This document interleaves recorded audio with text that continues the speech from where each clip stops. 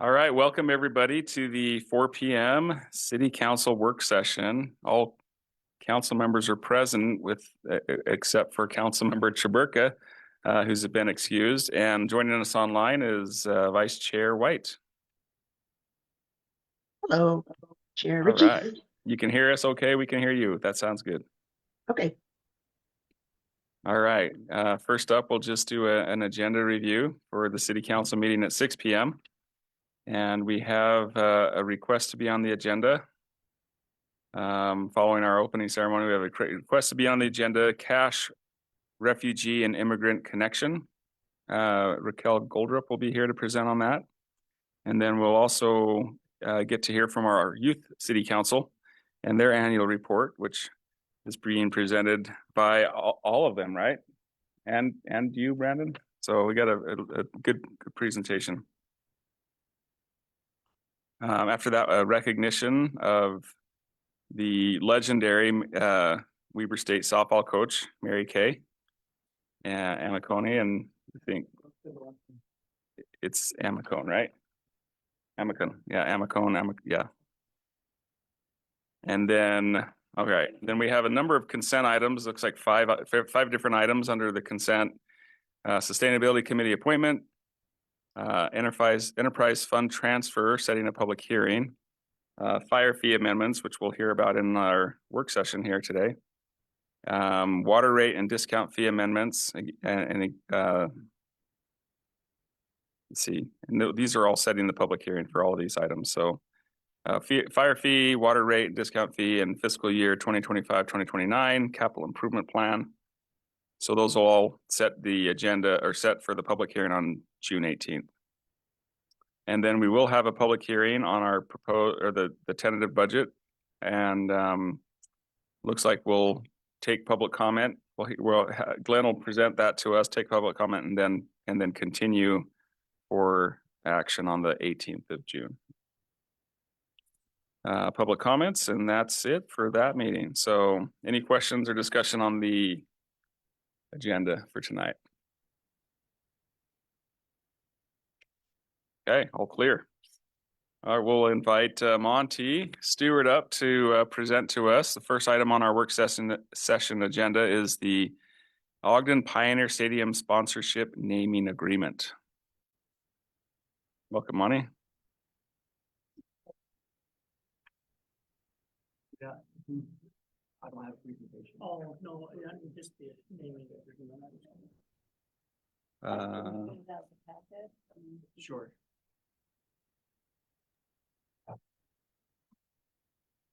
Hey, Monty, don't forget to turn on your microphone, please.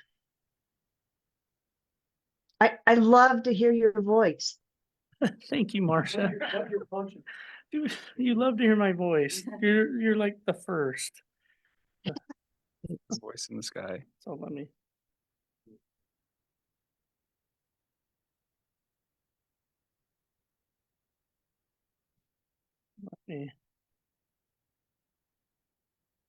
Well, I'll just You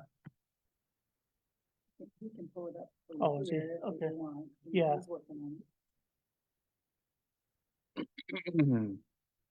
Okay, there we go.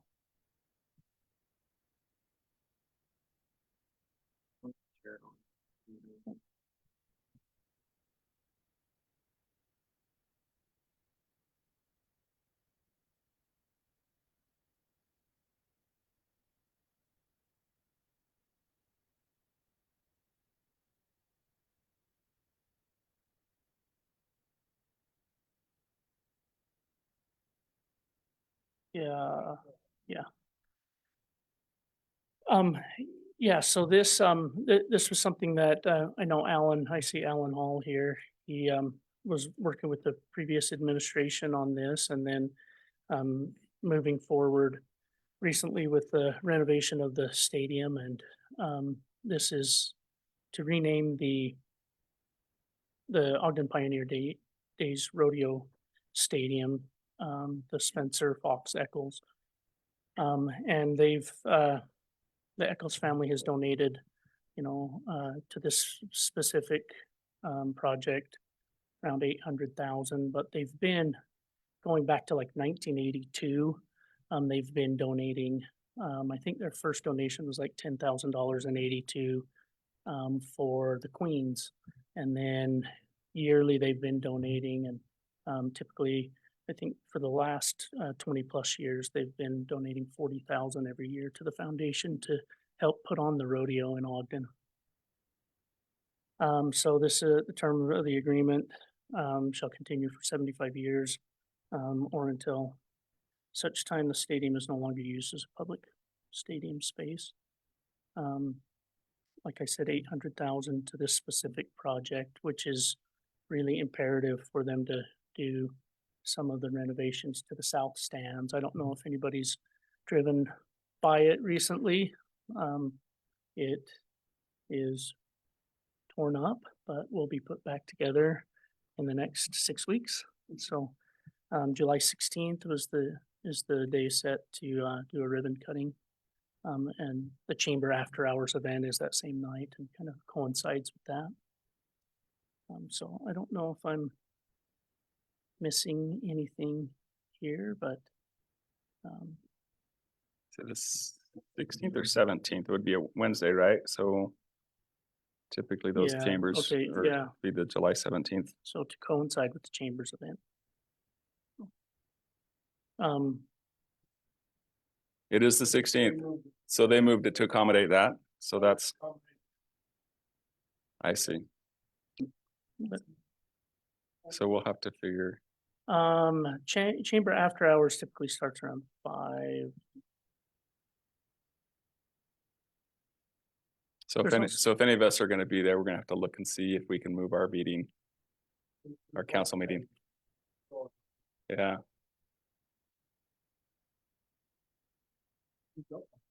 okay, you gotta turn your mic on when you say that. Yeah.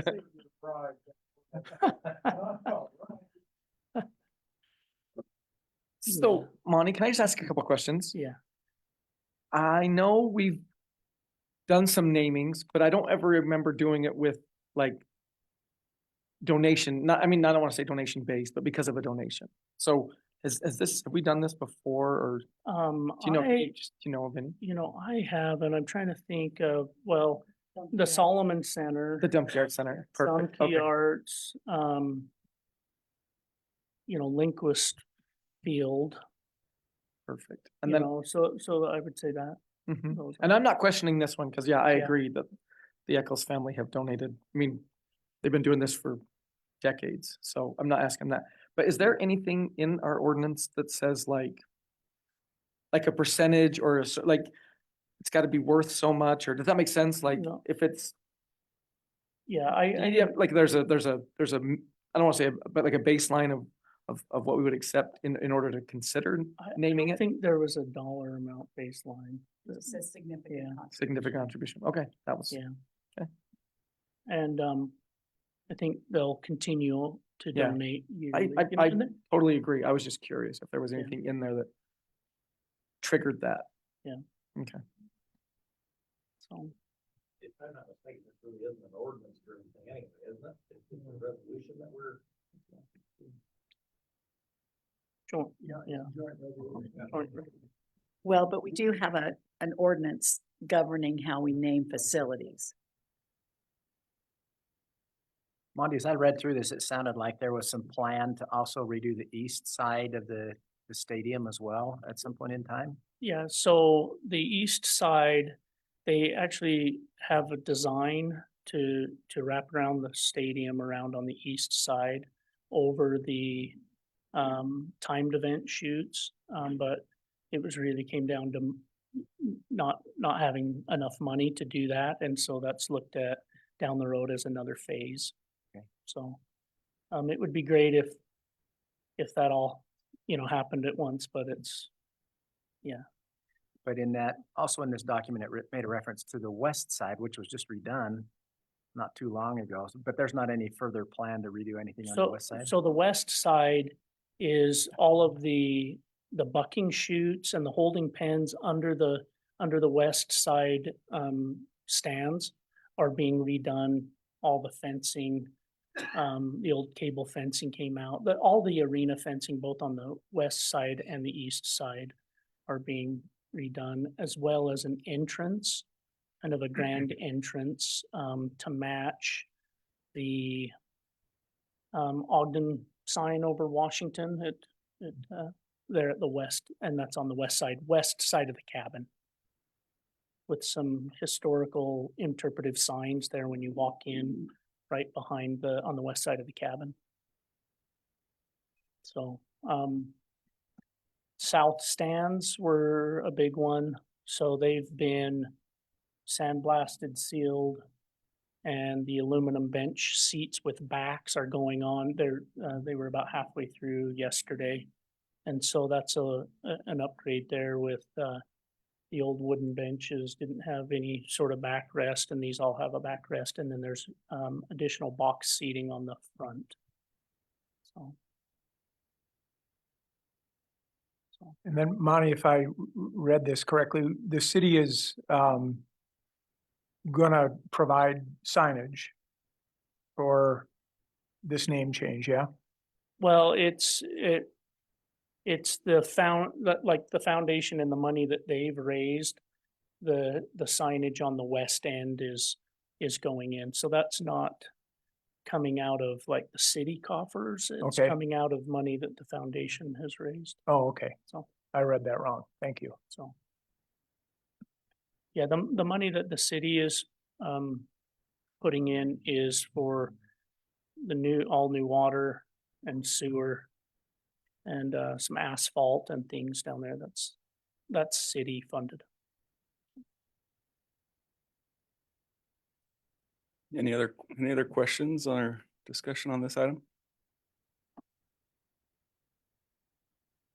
So this comes to us next week, correct, for action? So sounds good.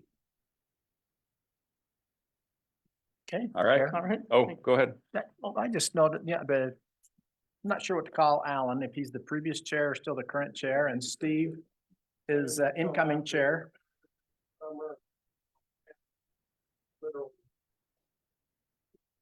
Is there any, would it be appropriate to invite them to share any thoughts on this, or is that gonna come next week?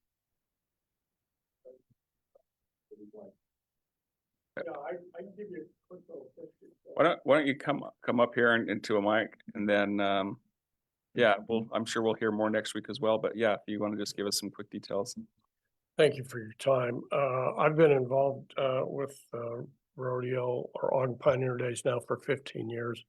Been the chair for the last 11 years. And our goal was to improve the facility and really make it for the city the premier summer event, the most popular, with some 45 to 50,000 people coming. And now being on National Cowboy Channel, there are millions of people that watch us every night. And the nice thing about the television that's there are more people watch rodeo than any other sporting event. Most interesting to me. But what they do is they feature Ogden, Utah in that beautiful setting where the stadium is. So as a board, we decided some time ago to provide, if you will, to contribute to the city through fundraising, a way to enhance the venue. And so our first stage was back several years ago when we tore down the north grandstand, which was basically just scaffolding. And Gilmer not only provided some financial, but she gave us many of the seats, some 5,000 seats from the Dilla Center back then. So that was sort of phase one. This is phase two. We had to wait a little time to get that done. We needed to raise about $3 million from various entities, state of Utah, great help of Steve Handy in the legislature to come up with some money. Large donors stepped in, with Eccles being the largest donor. So the whole concept was to just make this into a singular venue, not only for rodeo, but in the future, maybe other activities that can be held there. When I was a boy, I played football there. After the rodeo every year, I guess they brought in sod. And that's where I played for Washington Junior High back then, and we got killed by Central. I hope you weren't at Central. Highland, okay. So for me, this is one of the venues that people will look to not only from a national scale, but here locally where we celebrate, obviously our pioneer heritage and Western way of life in a significant way. And we as sort of volunteers and donors are just happy as can be to make this into a magnificent facility. Grateful for Wadman and for the city being partners with us in accomplishing this great goal. So I have to tell you in a most interesting way, there aren't many communities that would hand over $3 million to a city. When you think about it. What a singular thing, isn't it? But we are partners to make sure this thing really comes about. I've been working with the Eccles for a long time on a number of things, and it goes back prior to 1934, where the Fox family, which is Spencer Fox Eccles, that's his family. His mother was the Pioneer Day Queen and rode her horse up on the Capitol steps to give the governor an invitation to come into the rodeo. We have the photos. So the Eccles family goes back a long time. Obviously, Spence went to Ogden High and very familiar with this area, loves it. And they'll continue to be great supporters and donors here in this community. But for us, it was an important way to show our appreciation for the Eccles family and continue to support this in a big way. Thanks, Alan. Appreciate it. Yeah, it really is a neat thing to see the community come together like this, and certainly recognize Justin Anderson and his group and all the work that the city employees do to make that rodeo really the choice event. And it's just it's all hands on deck. And I know the chamber gets involved. I know just about every organization you can think of is interested in making this a success. So it's exciting. Thank you very much for your time. Yep. All right, thank you. Up next, we'll invite Justin Sorensen, our controller, to talk about our third quarter financial report and capital improvement plan for 2023-2024. What's the question? Did we miss a question? Sorry.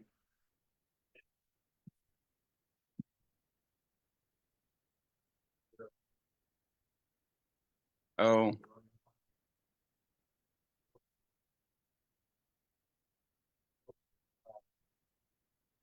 Yeah, we're definitely interested in doing that. And maybe just a quick thing, we've ordered some belt buckles that are intended to be a way to recognize some of those things. And I don't know, Jenny, if you want to comment on that. Yeah, and so I've heard a couple of you mention that you're interested in getting them, and so we really kind of need to know who wants them, because we only ordered like 4 or 5. Yeah. Because we thought they were going to be just gifts, but if you want them, we just need to know. And if you wanted, you could put your clothing allowance towards the cost. They're $150. So.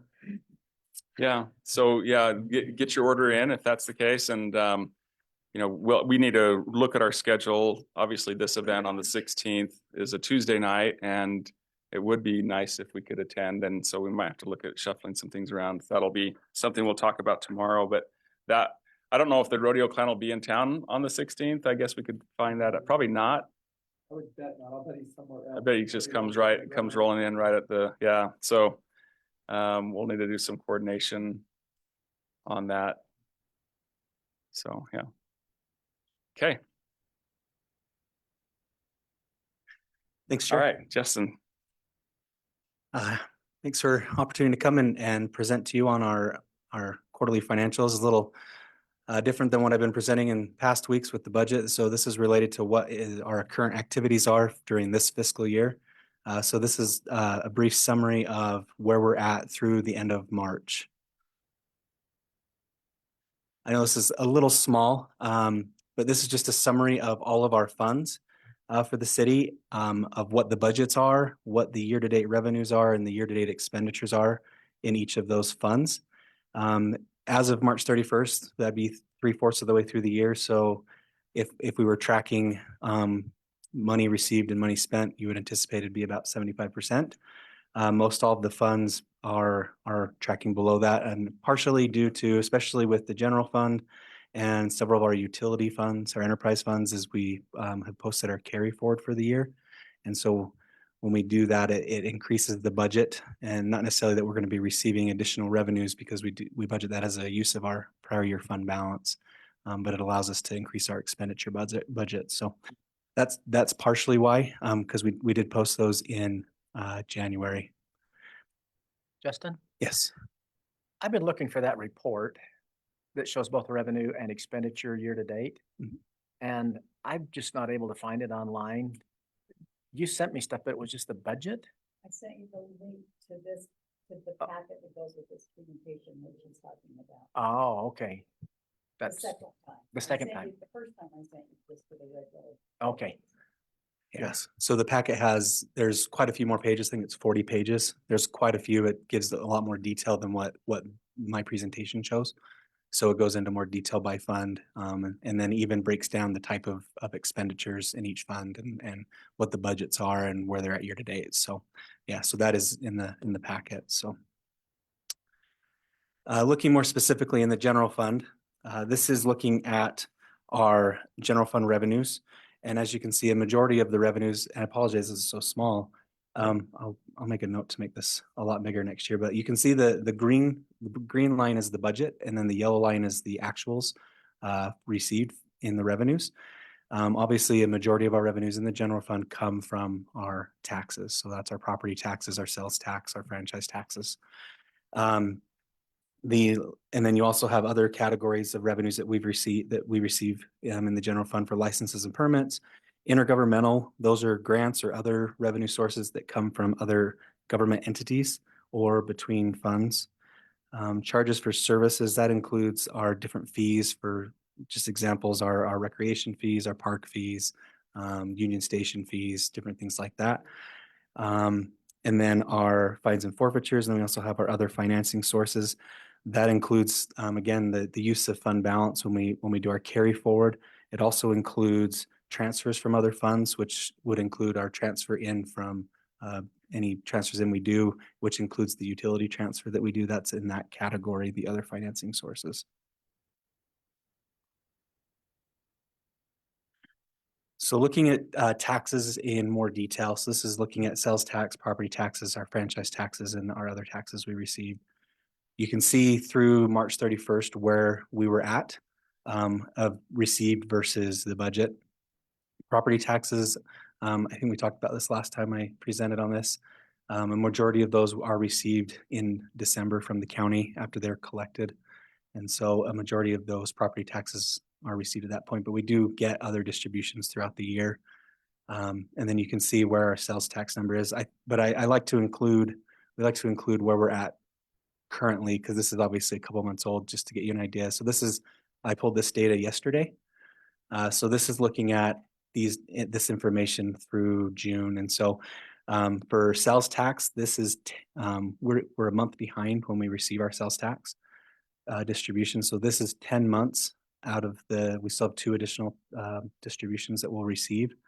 And so you can see where we're at right now. We're 81% received. We're projecting right now based on we're trailing behind our budgeted amount by just under 4%. That equates to about 860,000 behind what we would anticipate budgetarily this year. So if that trend continues over the next 2 months, then we're estimating we'll be about $1 million below our budgeted amount for sales tax for the year. But we also are anticipating our franchise taxes. You can see that's already at about 90%. We still have quite a few with our Rocky Mountain Power and Questar Gas that we get. We still have distributions there. And so we're anticipating that to end up over budget by about 350,000. So the net between those two is about $500,000 short in our taxes. But we do have other revenues in the general fund that are exceeding expectation. So looking at the expenditures in the general fund by department. So you can see here how each department fares through March. Again, we didn't have any concerns as far as anybody overspending. They were all everybody's was less than the 75% spent, but you can see the largest budget in the general fund is the police department, and a majority of that is wages. And then you can see where the other departments fall with public services, and our non-departmental, which includes our debt payments, some of our debt payments. I have two slides shifting gears to our enterprise funds. This one is just a graph looking at everything graphically. The blue line is the budgets for each of our enterprise funds. You can see some of those are quite a bit higher than what revenues and the expenditures are. That's partially due to in our enterprise funds, the utilities for our CIPs. As we carry those forward, we increase those budgets. And so we'll never see those revenues as high as those when we do those carry forwards. And a lot of those, especially in the water fund and the storm and sanitary, were from bonding in prior years. So as they continue to do projects, if they haven't completed and we haven't spent those dollars, they'll go into those fund balances within each of those funds. And then we carry that forward into the next year, which increases those budgets.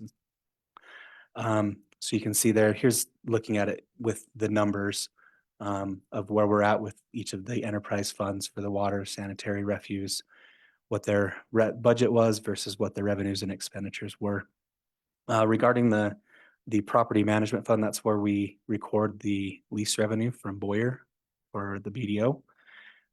As of when I pulled these numbers, we had only received 2 of our distributions. The third one we hadn't received yet, but we did get it recently. We are still anticipating to be on track for that 15 million that in working with Boyer we were planning on. And so, but right now that's why that only shows at $6 million, because we've only got two quarters of lease payments there. Looking at our internal service funds, so this is our fleet and facilities, IT, and our risk management groups.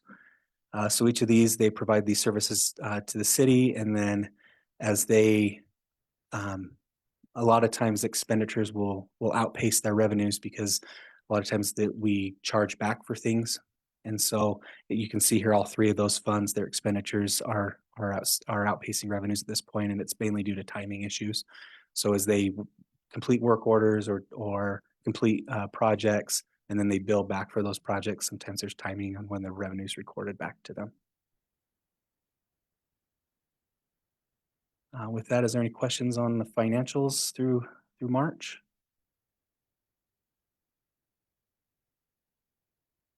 I just have a question on the fleet. Mhm. Is there a timetable that you have on turning over vehicles and equipment that the city owns? Just approximately the range of time that you keep So cars or? it depends on the group, the area, but it could be anywhere from 5 years to 10 years for vehicles. Obviously, some of them, the wear and tear they take, it could be less than the 5 years, but we try to match it to what we depreciate our assets, which we do vehicles over 5 years, but some of them are longer. So for example, like Chief Matthews here with our our fire equipment, our ambulances are actually ones that are shorter because of how much those are used. So those are shorter lives, but like our fire trucks, those ones 15, 20 years. We try to extend the lives on those. So it just depends on the area. But they do have a schedule. Our fleet manager, they're always looking at that replacement schedule and working with departments. And yeah. What about some of the heavy equipment like backhoes, track hose, dump trucks, things like that? So we depreciate those over 10 years. And so I think that's the life cycle that we look at. And so in that time frame, it'll be around that. Right. You know, the shape they're in. So we keep them longer, but we Yeah. Now, that's just a question I've had as we look at revenue and budgets. Mm. That's cars, I think, are in better quality. They last longer now, and many vehicles do. So I just didn't know what the city's process was. I was aware that they sold those. Yeah. Just not the timing. Yeah, we have a committee they're constantly reviewing that, and they're looking at with the fleet division on what's the wear and tear of each of those pieces of equipment and vehicles, and ones that are up for replacement, they'll look at those and determine if it really is warranted at that point, or can they wait to replace those if there's another one that really is in a higher need. So, Thank you. And I think there was a schedule, I don't know if it was last week or the week before of projected vehicles in the next 2 years, I think, is if I remember right. I was trying to see if I could pinpoint it here, but it seems like, I don't know, Janine, does that sound familiar? Like we saw the management services presentation. Yeah, It was 5 years. it was a 5-year five-year replacement, okay. yeah. All right.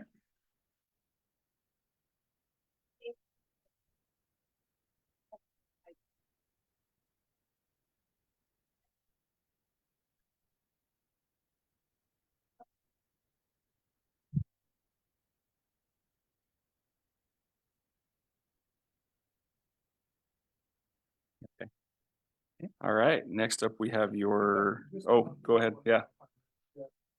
In the fund revenue and expenditures summary, capital improvements fund, the budget is 76.7. And we expended 13.6, Mhm. which is 18% of the budget. At this time of the year, help me understand, is there a lag that? So a lot of that is due to the carry forward that we do. So each year as we fund projects and they don't get completed, whatever amount that is not spent goes into that fund balance. And then in the next year, we carry it forward. And so it increases both the revenue as a use of fund balance and then the expenditure side. And so a lot of times that budget, once we do post that carry forward, will look quite a bit larger than what has actually been spent. And that kind of goes to in with the next presentation on the amount of projects that we have right now, and how many projects have been budgeted for and they're in process on, so. Okay, so if there was, in your example, if I'm understanding, if there was one project that was gonna be $76 million and we're 18% complete at the end of this fiscal year, then the money budgeted for that rolls forward Correct, for the next year, so it can continue. correct, correct. Yes. And then on the revenue side with the capital improvement, a lot of that also depends on those sources. And I can talk about that when I dive into the capital quarterly report, so. So moving into the CIP. So this is a summary of our CIP quarterly or CIP expenditures at the end of March. These are a few pictures I received from engineering today of the Marshall White Center. So I thought I'd share those with you. Of obviously you can see that project is going and it's going up. So it's good to see the movement and going on with that project. I always like to share this when I present on this for the CIP. It's just a reminder of all the different ways that we pay for projects, because a lot of people think that we're just funding it with city funds, but we go and there's a lot of different avenues to pay for a project. Obviously, there is city funds. We use BDO lease revenue. That's a big source to help fund projects. We've also used medical fund to help fund projects. We've been putting it in for to eventually replace their training tower, their fire training tower. And then also just general fund monies. We've also used when we've had in prior years that we've had excess dollars available at the end of the year, we've proposed using those to help fund general facility projects. So those are some examples of city funds that we've used in projects, but then we also have other restricted taxes we receive from the gas tax, from the BNC funds, and also from our active transportation funds. So those are restricted to only be used for streets and sidewalks. And so the money that we receive there, most of that we transfer to the CIP fund and program those into various road projects, sidewalk projects. It's been a really great help to be able to help continue to do projects for streets and roads. We also receive ramp funds, which I know we have a budget opening in the works that we'll be presenting to you soon to recognize some ramp awards that were received recently for a couple of projects. We also receive WACOG funds to also help with street projects. And then at times we'll receive different state and federal awards to help with projects. And then also with the airport, we receive FAA funds and then also donations to help towards projects. So lots of different sources are used to help fund projects in our CIP fund and also in our utilities. So here's a summary of the appropriations for the year. So this includes what the budget was, and then if we've done any additional appropriations. So in the CIP fund, over $22 million. So this does not include carry forward. This is what's been appropriated this year for projects. 300,000 in the airport, just over 9 million for water projects, 1.7 in the sanitary fund, 1.2 in the storm, and then 350,000 in the golf cup. golf course fund for irrigation improvements. And then also just of note, we currently have 107 funded projects between the CIP fund and all of these enterprise funds. So 80 of those are in the CIP fund. We have 6 in the airport, 9 in the water fund, 4 sanitary projects, 5 in the storm, and then a couple in the golf fund. So quite a few projects that are funded, and they're at some point in process, whether that be in design or in construction.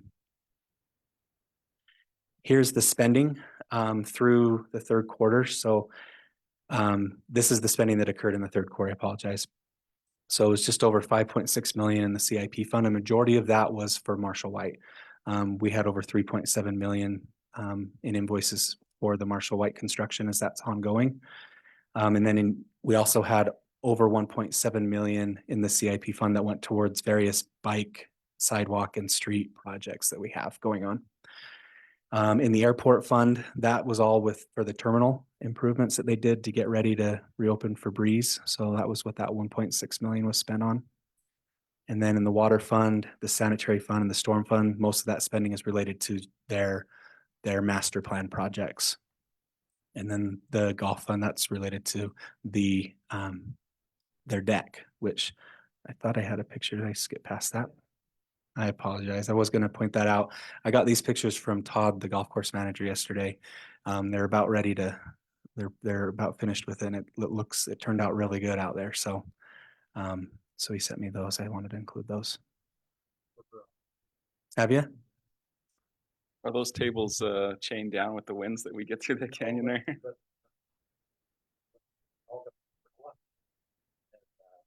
Just take them in a night.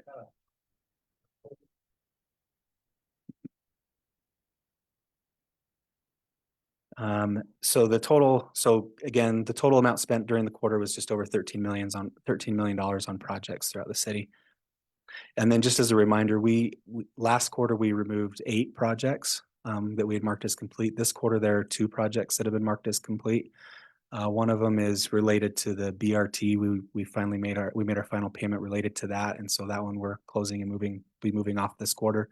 The other one is, I apologize, I can't remember. It's a street project that actually has some additional funding left in it that we're actually in the year-end budget opening. We're proposing to move to another project. But so there were 2 projects that we marked as complete in quarter number 3. Is there any questions anybody has?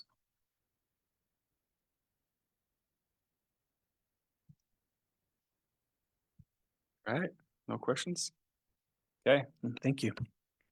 All right, perfect. Thank you, Justin. We have with us our fire marshal and chief. Welcome to talk to us about the fire fees for the 2024-2025 budget. Kevin Brown and Chief Matthew. I don't know if you're both coming or just Kevin. All right.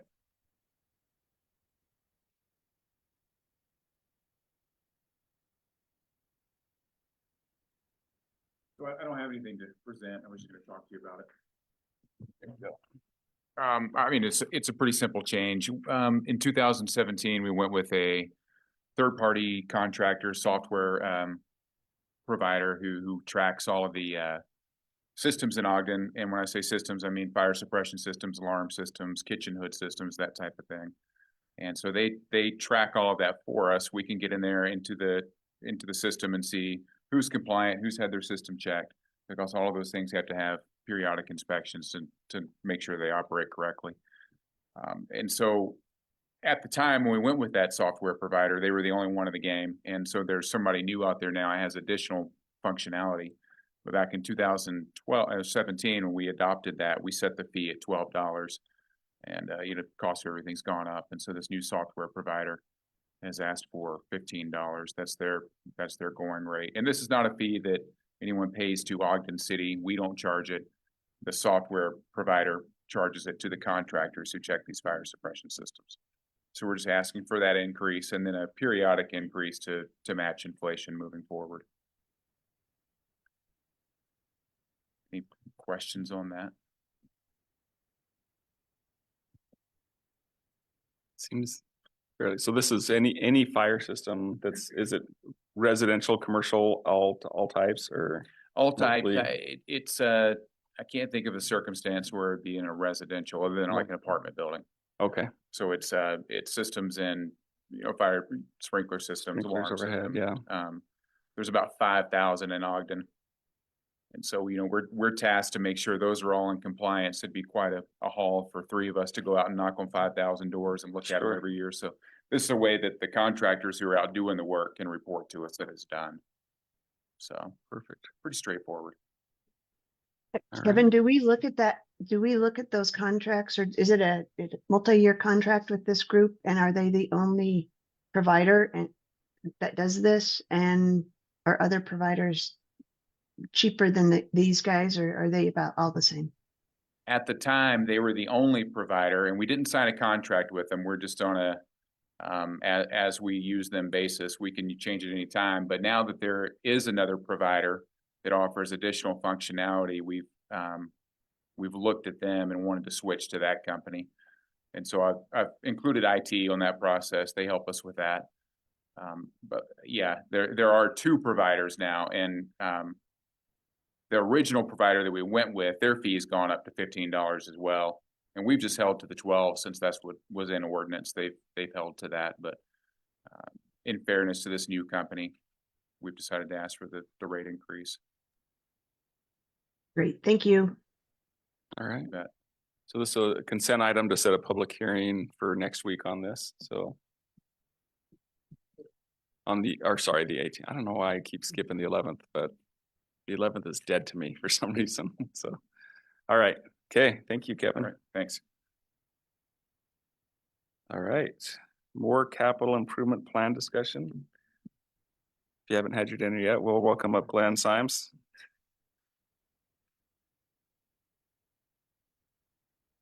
I've decided to retire that joke. So if you guys want to keep making it, that's fine. It's the last time I'll do it. Right.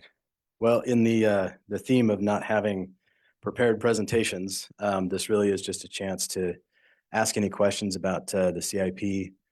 You've gone through the work sessions, you've had directors present projects, you've had the packet material for all of that over the last few weeks. So this is just a chance, like I said, to have any questions answered or talk about anything that's in the CIP. So this would be the 5-year plan. And this is one of those tricky ones where we do try to review the plan, the 5-year plan with the budget, which includes projects that would be proposed for the first year of the 5-year plan. So if there are any questions about the plan itself, what's in there, I'd be happy to answer those if I could. If not, we've got the Justins over there that probably would know way more than me. So if it's just directing a little traffic, we can do that. Or if I can answer that, I'd be happy to.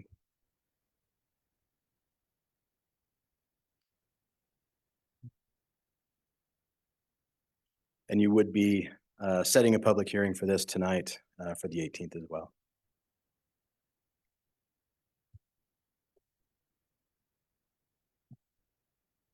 No takers. So if there are items on here, is there an opportunity to reprioritize them or remove some of them from the list? And how does that take place, Glenn? Yeah, you could certainly do that. If there's something in the 5-year plan that you want to address, we can do that and then make that change. The priority, really the thinking was with the prioritization is if there's a change you want to make, particularly with the first year, you would do that on the budget side. And we could do that, you know, on the corresponding CIP plan side. But yeah, if there's something you want to talk about or something you want to change, you could certainly do that in the plan itself. Okay, thanks. I have a question for you, Glenn, since you Yeah. like this stuff pretty close. I have not too, but you know, each year we have this 5-year plan. Hey, Rich, I can't hear you. I don't know if there's a, So I'll put the microphone on now if it's on, but I actually don't think that microphone is working. Is the problem. maybe that. I'm gonna try mine. Yeah, we can. Okay. That's working any better? Let us know. Eric, I don't know what that- what mic is. I don't even know what mic. Yeah, we don't have them numbered the same way anymore. Steve, will you grab that from our table? Maybe that might be the easiest way. We tend not to say much from that table anyway. Any better? Oh, I can hear. That's the bad one that we had last time. That's great. That's perfect. Okay, so from year to year, we've got this 5-year plan that is a, you know, the priorities over the 5 years. Yeah. Has anything that, those priorities changed much since last year's CIP? Yeah, This there one? are some that have. I do include that in the memo because I do try to track that, and I've tried over the years to track it over multiple years, and it's really difficult to have that many projects tracked over that much time. So I do try to compare last year's plan to this year's plan. So that is in the budget or in the memo, and a lot of it really is just. I mean, there's some scope of work. A lot of it is budgetary. And sometimes that's a change from when something was just to do a study on something and now they've got some numbers. And so now they have a bigger number for the actual project. But I do try to track that year over year just to see what has changed. And the one thing I will mention as far as tracking it, last fall, we took all the projects that weren't funded for that first year or were funded less, and we tried to do the survey with you all to get your idea of going forward, which ones should be your priorities with ones that weren't funded or maybe underfunded. And so that's what we would anticipate this year also. So we'll strip out everything that wasn't funded for this first year that was in the plan for the first year, and then present that to you all so you can weigh in and give your priorities for the next 5-year plan. So hopefully that answers your question. We try to track some of that year over year, and that's how we've ended up doing it. Okay, thank you. Glenn, I have a question. Mhm. On the one-time capital improvement projects where the council survey results are listed, one of Councilman Blair's favorite projects is that splash pad at D Memorial Park. And I like that idea. My question would be, why D Memorial Park? Because I think it's a great place. There's plenty of room for it. But I just want to have the dialogue. I don't want to push that out anywhere, other than if we do a lot of capital improvements down at the Union Station, that's kind of a central gathering place. And I kind of like Union Station. So I just want to hear Councilman Blair's thought about why D Memorial Park. I was just trying to find a location, just trying to find a park, and I think I like that it's ample parking all around it. You can park on all 4 sides around. It's got parking. It's got little benches with covered roofs on them so they can picnic. It sits down in, so when you're driving on Harrison, you wouldn't see, you can't see what goes on inside there because it's mounted and then dips in. I like that idea. Yeah, those too. berms. Yeah. So, and I just feel like it's an underutilized park. I mean, it's just Definitely. it's just open space that nobody, as far as I can tell, nobody really uses. So that was what I was thinking. And I thought it was pretty. I mean, not that Union Station's not great. I'm not saying it's not. That was my thinking. Well, I kind of like to promote the Union Station idea, not to offend you or anything else, but it just seems like we're in the process of developing that, and that's a central gathering place, kind of like what they have in some other very highly used public areas. And like the Gateway's got a splash pad like that in the middle of their development. And there's other parks that I've been to. I just can't think of the names of them right now, but that kind of appealed to me. There's nothing sacred about that other than we're working on the Union Station plan right now. And if there's funding available for that moving forward in the future, that might be another spot for it. I'm looking for CED. I see David, as part of the Union Station planning process, has splash pad been talked about, or have citizens put information in, or? In green spaces, you know, in the interior of the house. Not splash pad per se, but definitely green space is intended to be part of that. So, okay. So there is a potential for that. Okay. Timing would be probably. Would be further out. Think further out than if you already have a space that existing park. Yeah. I'm not sure what timing is on it. It is under parks, so if Justin Yeah, Justin, would if you want want to come to, up and maybe get a little bit more information about their thought process for that. Yeah, so we've actually, in discussing this, we've had a brainstorming activity where we went through and kind of listed off almost every park in the city, a lot of different locations of coming back of like maybe where it would be the most utilized. We've thought about maybe including it over at Lauren Farr Pool, and incorporating in that area as well. So, but I think what the funding for this is to actually come up with some concept ideas and to get some preliminary costs and to go through and see kind of the pros and cons of looking at the areas, what it's going to take ongoing to fund and upkeep and other things. So that's what I think that's what this CIP this year is looking to do is fund that so that then we can make better decisions and what to do, what to expect with the splash pad. So the splash pad where it states here that it'd be Memorial Park, I don't have anything against that spot, by the way. I just would like to find the best spot. And so that's still kind of on the drawing boards. It could be. Yeah, and that's actually the spot that we're going to look to get the numbers and everything of the costs and such. But we're not actually looking to fund it to build. We're funding it to kind of get a report on costs and of what it's going to take to design, to build, to maintain. So council member, this is one of those minor changes year over year. So what I included from last year, it was specific to that location. The project this year just is listed as community splash pad, so it takes that location out. So I think they can do their studies. Okay. So I had a question. Hang tight here. The 1100 North Monroe Boulevard traffic signal, talking about possibly doing a roundabout in that location. Can we get some more information on that? Looks like the planning commission, did the planning commission review that? Yep. On So that item. Yeah. the Mount Lewis community plan does list a roundabout.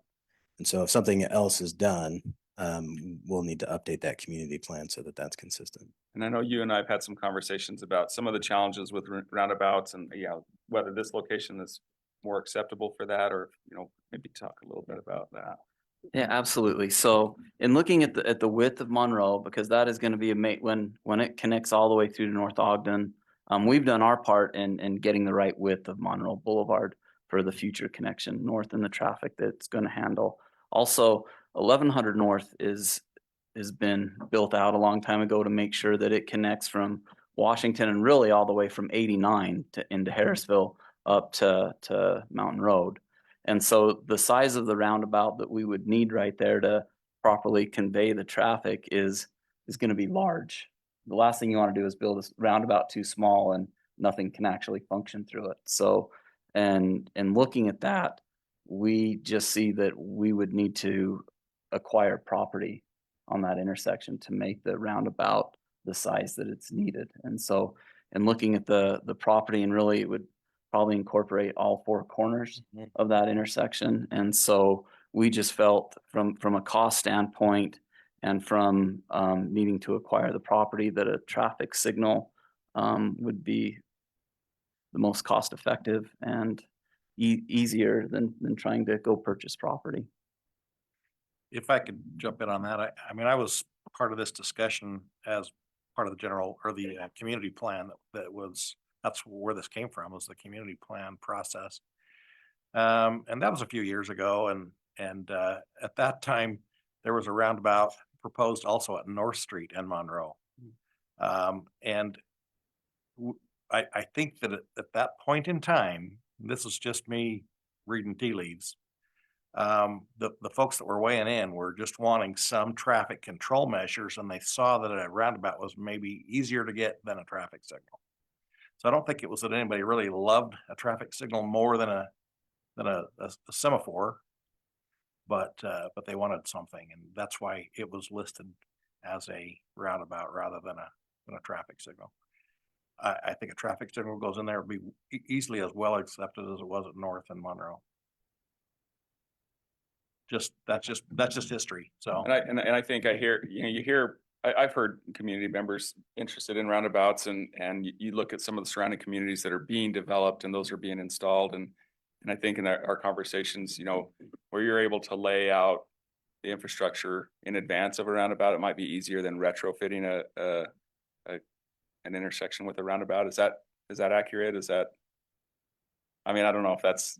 Yes, I mean, it is accurate, and because it's always hard going to somebody and obtaining property. And we unfortunately have to do that for some of our street widening and other things like that. But in areas where we can avoid that, we try to avoid it. But I do like roundabouts. In fact, we installed the one up behind Weber State where it was that weird triangle, if you remember that. But we own the property, we had the room, and we're able to put that in.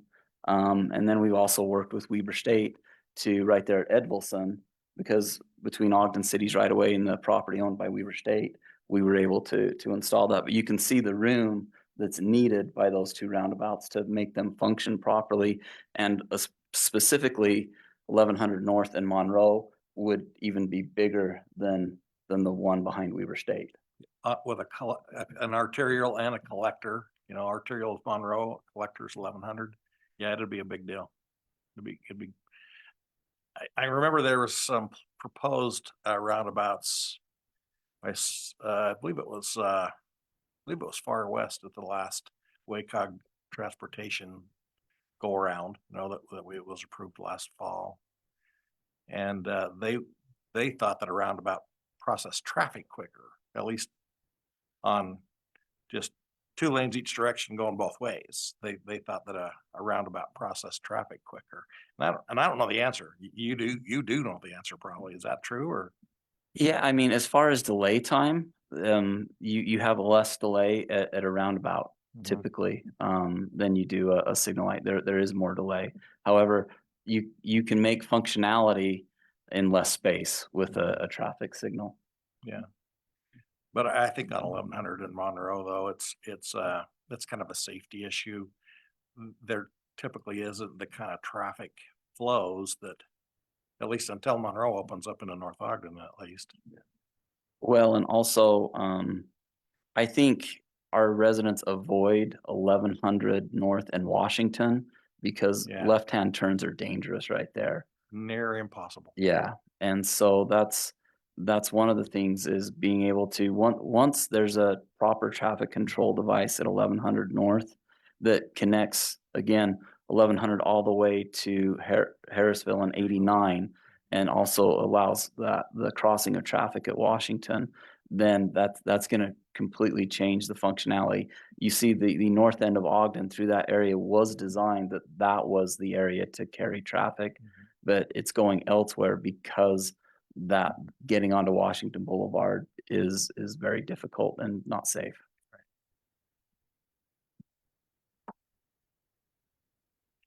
All right.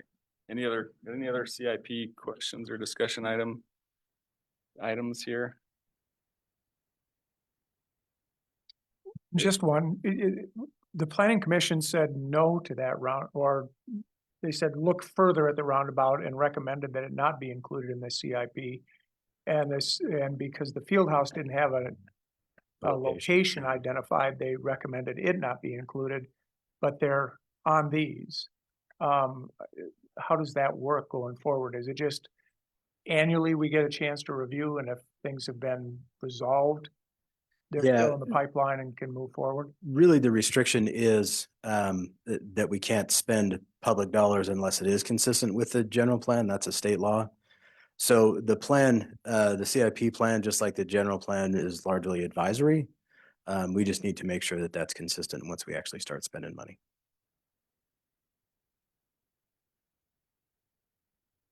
Good stuff. All right. Up next, we have our general fiscal year budget discussion. Presenter, council staff. Is that all of you? All right. We were going to rock, paper, scissors this one, I think. I don't know. It's the youth council. We're going to tag team it. You want to lead out or? Okay. Well, similar to the CIP, this is just a chance for you all to have any questions you have brought up and talk about those. Just like similar to the CIP, we do have the public hearing tonight for the tentative. We are recommending that you continue that to the 18th, so you do have a little bit more time to make any changes that you want to the tentative. Those would be included in the Schedule A changes if you adopt that on the 18th. We've had some discussions with you all, but I think we still have a little bit more discussion. So if there's anything that you all want to bring up ahead of that, I think any of those issues we'll probably wait till we have a chance to talk to you all before we bring those back. But if there's anything that you all want to talk about right now, we can certainly go through that.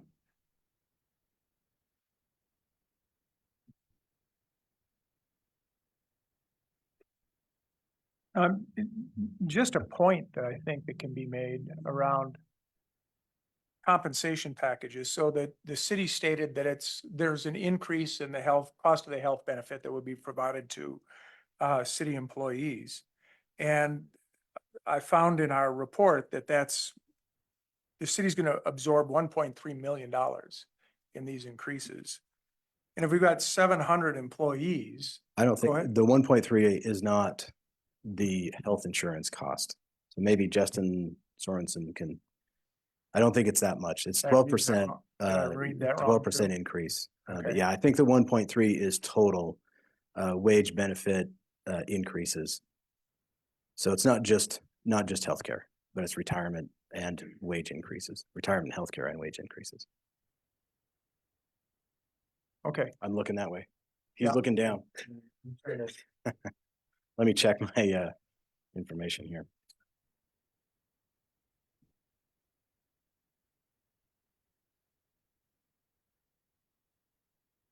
It's over 5 million. Somewhere in all of this, and I'm sorry, I should highlight, I'm taking notes while I'm reading the packet, and I should really reference more specifically where I'm finding this. I thought I found that all told, wages and benefits and additional employees was more like 5 million bucks. Yeah, that's everything. That's wage benefits and new positions for all funds, general fund and enterprise and other funds. Yeah. Okay, so it just, I'll, if we don't get it, if I don't find it tonight, but I read 1.3 million being absorbed in benefits I'll check on that. somewhere. You know, that's $1,850 a person if we've got 700 employees on this program. That's not anything to sneeze at. I think, and the reason I bring this up is my wife and I are looking at joining this. I'm on Medicare, so I'm golden.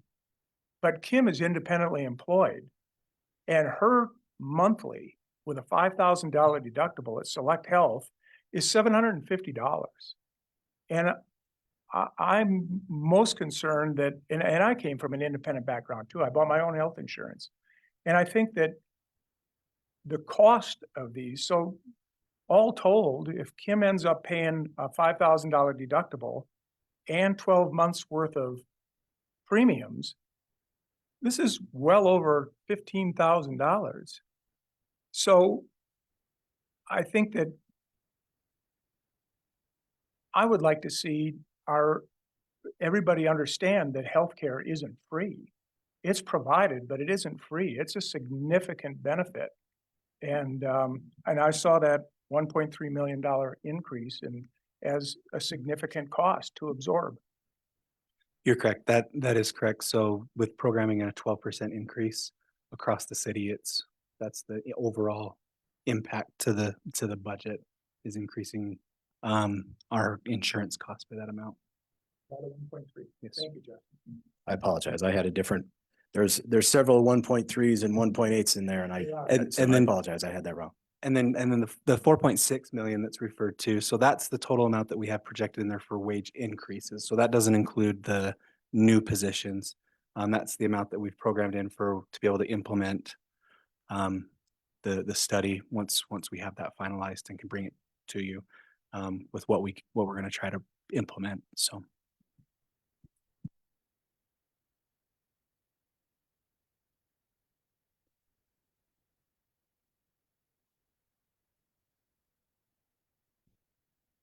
Thanks, Justin. I wonder if we can invite Justin back up, or this Justin, yeah. Just, there's been some discussion about the, going from part-time to full-time with the new positions. I'm just curious, kind of what type of work in the off-season those full-time people would be doing, and if you can shed some more light on that.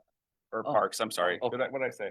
Whatever I said, it's just in the parks, yeah. Yeah, the 4 new positions that were previously part-time positions, or some of them, and looking to, yeah.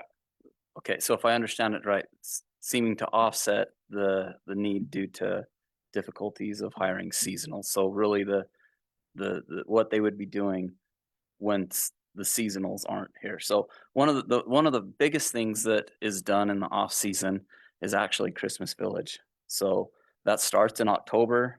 They set up to be ready in November. It sits for, until after the new year. Then we have a couple months of taking them down. But really what this will allow us to do is to start getting into some of the items in our park sooner, as far as getting in, repairing and prepping to open them sooner, because we have 40 something parks in the city. So we need to go in and check all that. So we can get on that sooner. There's a lot of special events and other items that still go on even during those off season hours, time frames. And so it'll be helping do work on that, work on our trails, the parkway. So I can get you a full list from Monty of everything he's planning on using them for, but there's quite an extensive list. I think kind of the second, or the counter thought to that was, would just a wage increase for those part-timers or allow us to hire people to fill those seasonal positions? And then Councilmember Myers has brought up some seasonal working opportunities that, I don't know, with some migrant workers, if that's just kind of brainstorming through the different, just the different ways of approaching this, Yeah. And so, and again, I think in the presentation I did on the budget right now, Monty is just down 11, what would be considered full-time equivalents. So that's 440 hours a week.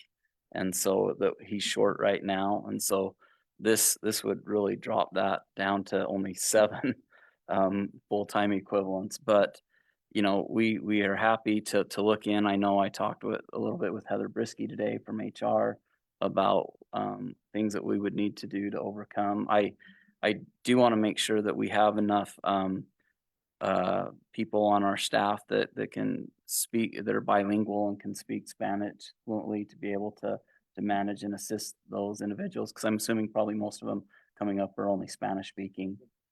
Yeah, and so we need to make sure we can do that. We also have some things we need to overcome from the hiring process, as far as making sure that things are documented right. We also have items where we have to have like high school equivalent graduation, things like that on some of those positions. So we would have to go through that and maybe make some changes to that as well. So that is an option. But again, and I think I said this in the budget meeting, Monty originally said, hey, I need like 8 positions. We just felt that was too many and that was unaffordable. And so we cut that down to 4 to see where we could get with 4, and also to see if things can be, if things change with the economy, and if we get, more interest in being able to hire. I know we do struggle hiring, not just in Monty's area. Golf has that struggle. We also have some other part-timers, not as many as Monty though, that we struggle hiring for. So, Justin, we've been putting up Christmas lights for decades. How have we funded those positions before? Who's done it?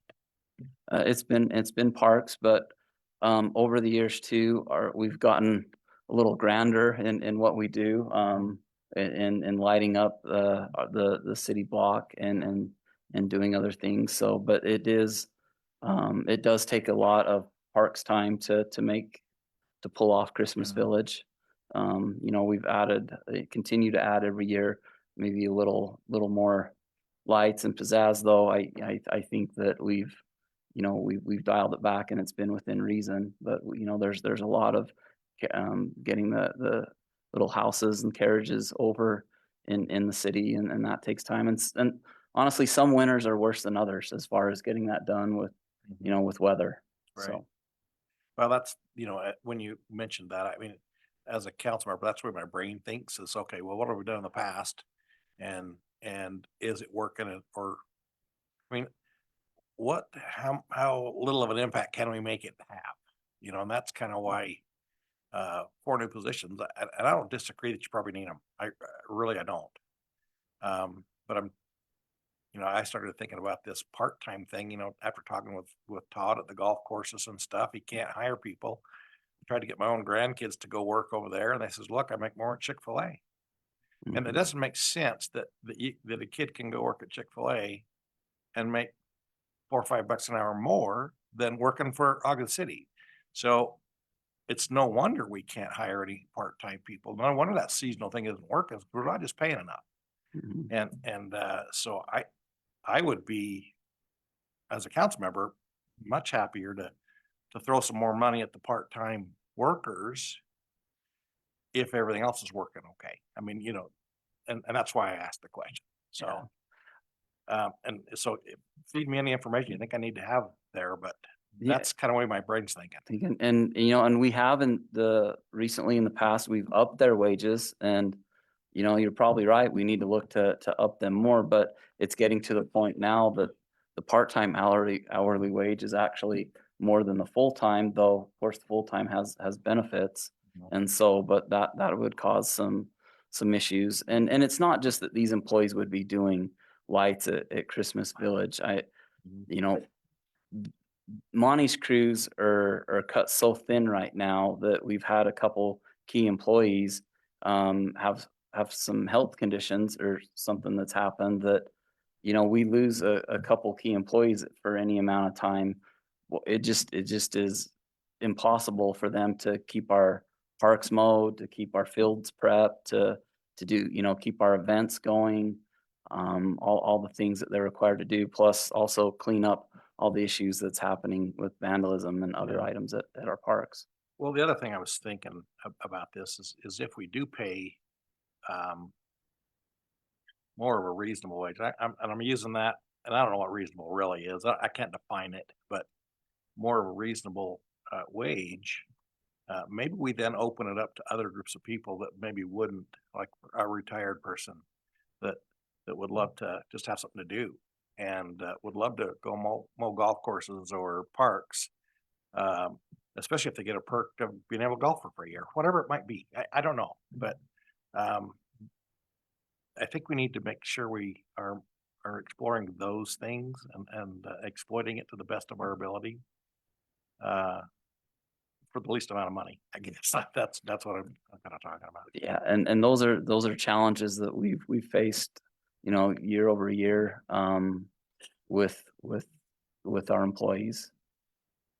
So is again and again, I get you can't just throw more and more employees to solve issues, and that's not what we're trying to do, but we really are having a hard time getting employees to go do the work in parks, and partly because of how our facilities are being treated. And I would invite any one of you to come out with me and Monty and to go do some of that work, because I would dare say it would only take one time and you would be done. This Justin.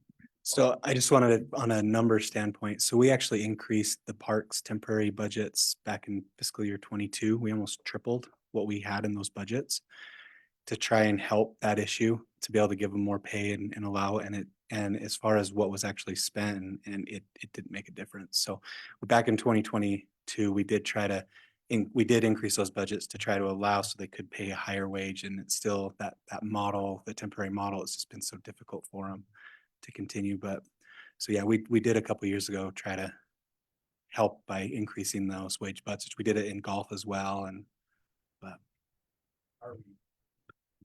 are we beating the fast food places? I guess maybe that's the benchmark I'm looking at. That I'm not sure the hourly the rates. I just know that the budget to be able to increase those wages, we increased. But as far as the dollar amount that they're offering, I think they did. Part of that increase was so they could increase. I just don't know what that starting amount was. I'm not 100% sure. Before we move on for a second, Vice Chair, I don't know if I heard you chime in for a second or not, but if I just want to give you some space if you did have a comment or a question. Yeah, thanks. And maybe this is a question for Justin Sorensen. So the full-time, 4 full-time equivalents. So I would expect that if we have 4 full-time equivalents and we're paying them whatever, that we would see a reduction in I don't know, 8 part-time equivalents. Was the budget 1-to-1 reduced that much then? No, because there still is a need to be able to have part-time seasonal employees. What Monty did is we reduced his temporary in cemetery and temporary in parks by a total of 40,000 to help offset part of the increase to add these 4 positions. So that was the amount that we reduced his temporary budgets by to help so that it wasn't the full cost of the 4 positions weren't all new. It was partially offset by a reduction to temporary budgets. So the net increase then would be about approximately. I have it right here.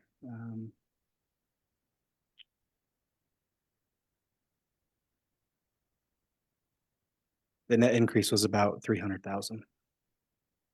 320,000, sorry. Councilmember Graff, did you have I was interrupting or looked like you might have been reaching while I made that pause there? Yeah. Okay. I kind of like this having the directors here. I have a question for Chief Matthew if he's okay. I missed your presentation live and so I had to watch it on the post game or whatever, the Facebook, the face post thing, whatever.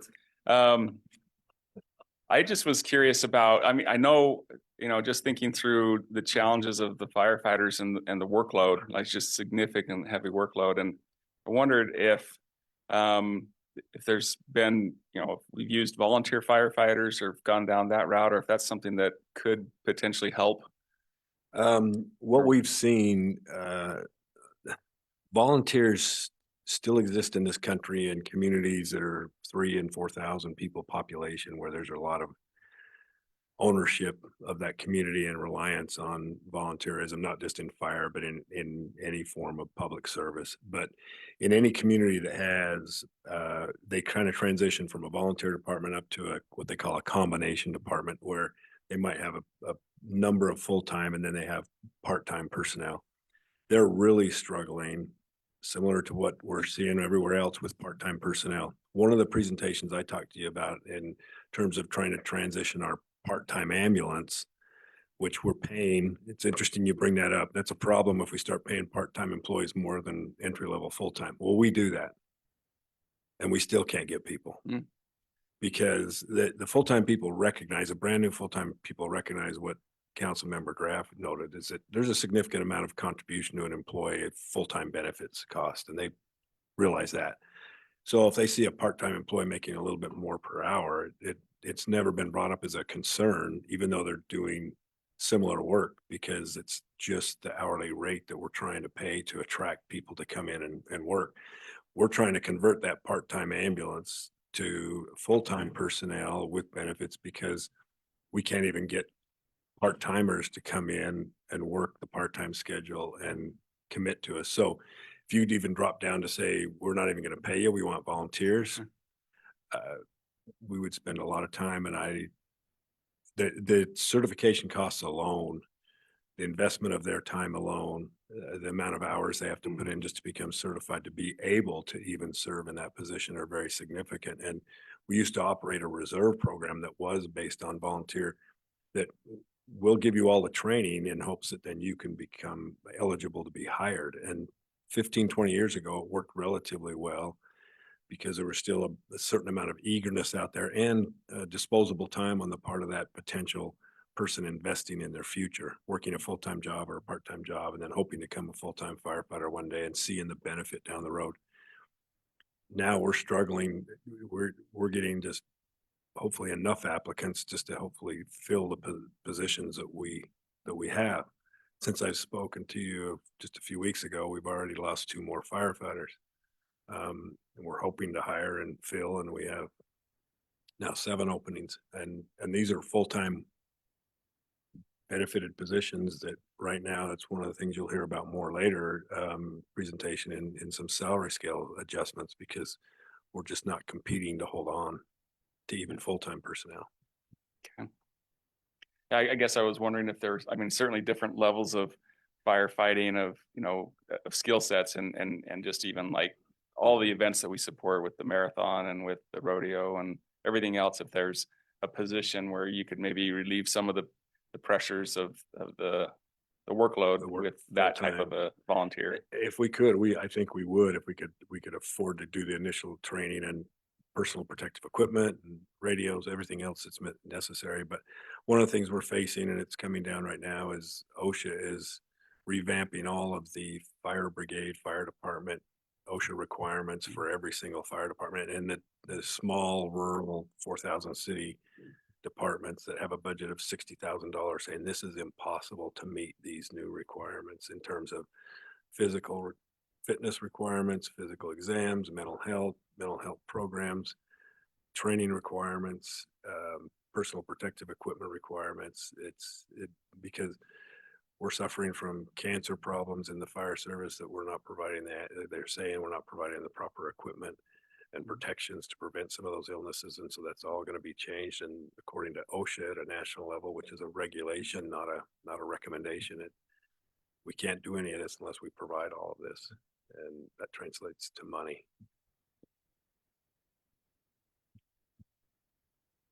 I wish I was a bearer of better news.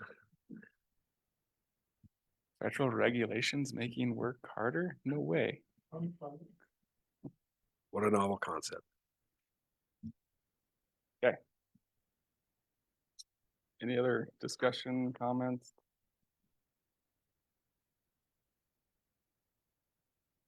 All right. Any other council business, Janine?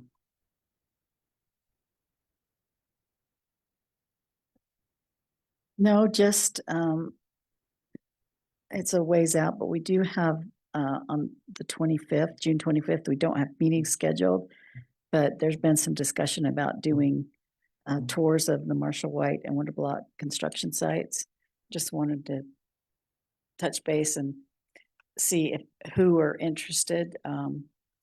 If a lot of you need to go, then we need to notice it. If just a couple of you want to go, then we probably don't, but that's just a question.